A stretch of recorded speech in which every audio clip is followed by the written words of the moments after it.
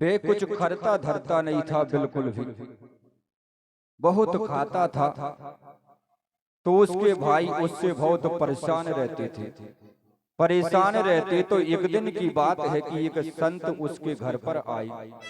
संत जी घर पर आए और भोजन करके जब जाने लगे तो उसके भाइयों ने कहा कि महाराज, हमारे भाई से हम बहुत परेशान हैं, कुछ करता धरता तो है नहीं और बहुत खाता है। आप कोई उपाय बतलाइए जिससे इसकी मति ठिकाने पर आ जाए। गुरुदेव ने, संतों ने कहा उससे कि क्यों तुम अपने घर वालों को परेशान क्यों करते हो?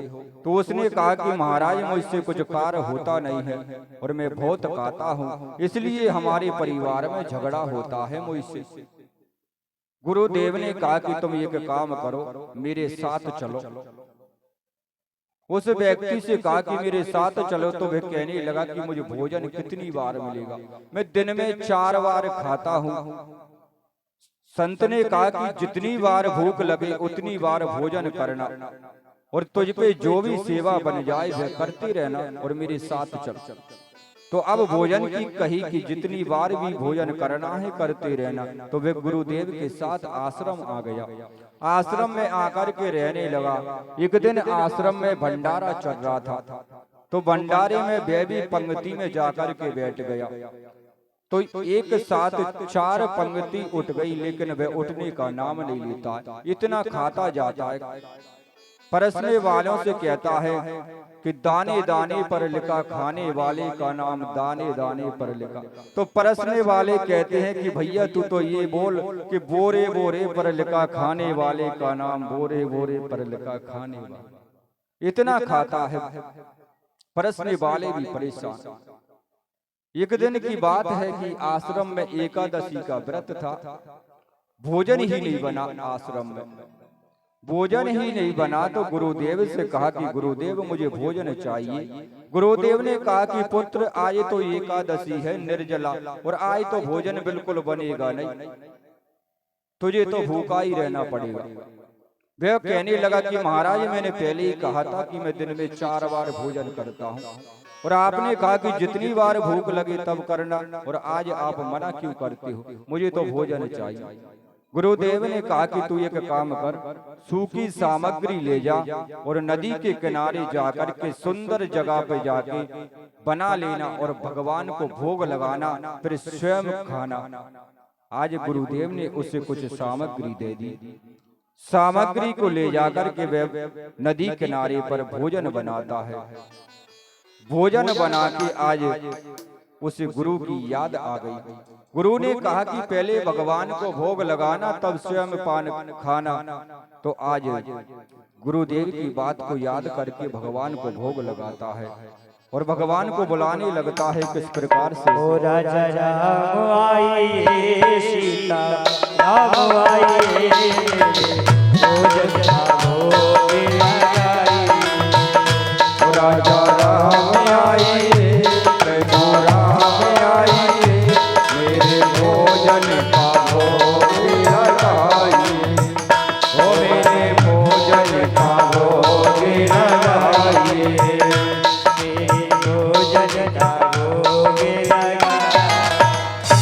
आज जैसे ही उसने कहा कि मेरे भोजन का भोग लगाइए, उसके बुलाने पर भी भगवान ना आए तो फिर कहता है, भूल करोगे यदि तज दोगे भोजन रूखा सूखा।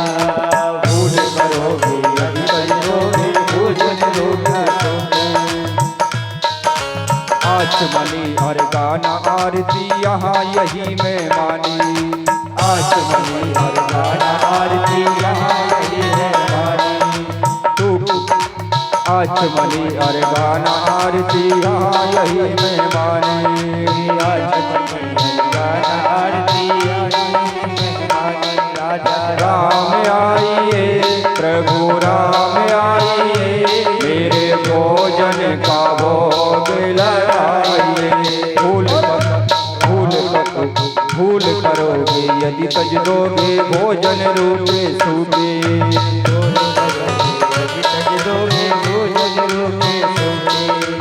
एकादशी एकादशी आज मंदिर में पड़े रहोगे भूखे। एकादशी आज मंदिर में पड़े रहोगे भूखे। ओ एकादशी आज मंदिर में पड़े रहोगे भूखे। एकादशी आज मंदिर में पड़े रहोगे। जब ऐसा कहा उस भक्त ने कि आज तो आश्रम में एकादशी है, आप चाहो कि वहां पर 56 प्रकार के व्यंजन बने होंगे, तो इस भूल में ना रहना, आज तो वहां पर कुछ बना ही नहीं है, आपको भूखा रहना पड़ेगा। इसलिए मैंने जैसा भी बनाया है रूखा सूखा उसका ही भोग लगाने के लिए आ जाओ। आज ऐसा कहा उस भक्त ने तो भगवान आज वहां पर प्रकट हो गए। नीलाम भुज श्याम मलिकों मिलांगम सीता समारो पितवाम बागम। आज भगवान श्री राम माता जानकी के सहित प्रकट हो गए।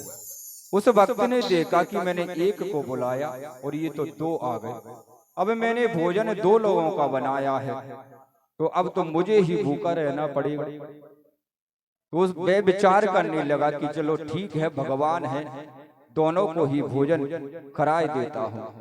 तो आज भगवान श्री राम माता जानकी ने भोजन किया और वह स्वयं भूखा रह गया, तो उसका व्रत हो गया एकादशी का। और भगवान जब जाने को हुए तो वह कहता है कि अब ये बतलाओ कि अगली बार कितने आओगे। तो भगवान ने कहा कि अब जब की तब से देखी जाएगी। ऐसा कह के भगवान चले गए। तो आज फिर से कुछ समय व्यतीत हुआ और एकादशी का व्रत आया। आश्रम में फिर से कुछ न बना तो गुरुदेव से फिर से सामग्री ले आया और कहता है कि गुरुदेव अब की थोड़ा ज्यादा बढ़ा देना, ना जाने कितने लोग आएंगे। तो गुरुदेव सोचने लगे कि ये जरूर बेचता होगा, एक व्यक्ति इतनी सामग्री का क्या करेगा। तो उस गुरुदेव ने कुछ शिष्यों को देखने के लिए, छुपके से देखने के लिए पीछे लगा दिया। और अब जब भक्त आकर के और जब भोजन बनाता है, भगवान को बुलाता है, तो वे शिष्य छुप करके देख रहे हैं। तो आज इसने भोग लगाया, भोजन बनाया ही नहीं। सोचता है कि न जाने कितने आएंगे, तो सोचता है कि जब आ जाएंगे तब बना लेंगे। तो अब भगवान को वैसे ही बुलाता है, तो भगवान से किस प्रकार से कहता है, राजा राम आइए, प्रभु राम आइए, मेरे भोजन का भोग लगाइए, ओ मेरे भोजन का भोग लगाइए। ओ राजा राम आइए, प्रभु राम आइए, भोजन का भोग लगाइए, ओ मेरे भोजन का भोग लगाइए। आज जैसे ही इसने बुलाया तो भगवान अपने पूरे दरबार के साथ वहां पर प्रकट हो गए। बोलिए श्री रामचंद्र भगवान की जय हो। भगवान आज हनुमान जी महाराज, भरत जी, लक्ष्मण जी, शत्रुघ्न सबके साथ उपस्थित हो गए। भक्त देखता ही रह गया, सोचने लगा आज तो बहुत लोग आए हैं, तो विचार करता है कि आज तो मुझे इनसे ही भोजन बनवाना है, ये बनाएंगे और मैं खाऊंगा। भगवान ने कहा कि भक्त हमारे लिए भोजन दो।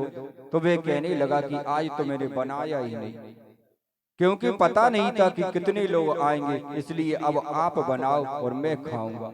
तो आज किस प्रकार से भरत जी महाराज लकड़ी लेने के लिए जाते हैं, हनुमान जी महाराज जल भरने जाते हैं, और विभीषण जी आज भरत, शत्रुघ्न, लक्ष्मण जी महाराज आटा गूंथ रहे हैं। किस प्रकार से भोजन बन रहा है, माता सीता रसोई तपती हैं।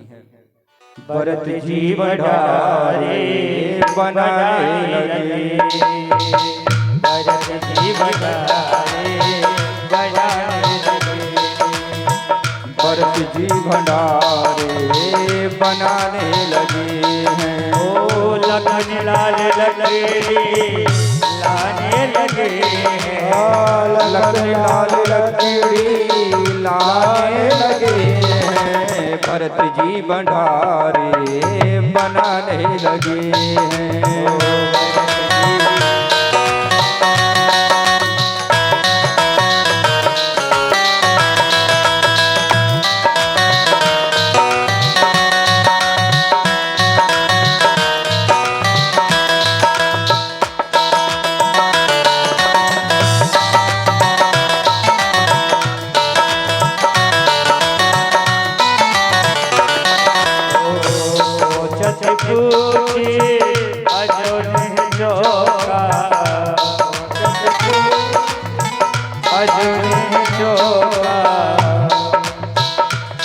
भरत लाल पहुंचा लगाने लगे भरत जी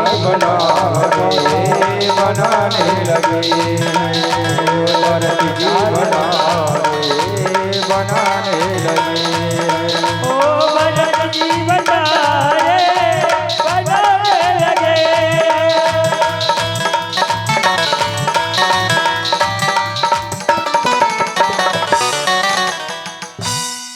बोले वृंदावन बिहारी लाल की जय हो। आए माता सीता ने सुंदर सुंदर व्यंजन बनाए और सबने भोजन ग्रहण किया। वह भक्त भी भोजन ग्रहण कर रहा है। अभी इसको इस सब दृश्य को देख रहे हैं वो छुप करके गुरुदेव के शिष्य। आज वह शिष्य दौड़े दौड़े गुरुदेव के पास गए और कहने लगे कि गुरुदेव वास्तव में वहां पर तो भगवान आते हैं अपने परिवार के सहित। और ऐसा सुना गुरुदेव ने तो गुरुदेव भी आए देखने तो देखते रह गए। सोचते हैं कि धन्य है पुत्र, मेरा जीवन निकल गया भगवान को भोग लगाते लगाते, लेकिन मैंने सपने में भी भगवान को नहीं देखा और तूने स्वयं आज भगवान को परिवार के सहित बुला लिया। तेरे कारण आज मुझे भगवान के दर्शन हो गए, मैं धन्य हो गया। आज गुरुदेव ने अपने शिष्य को हृदय से लगा लिया। तो शिष्य कहता है कि अब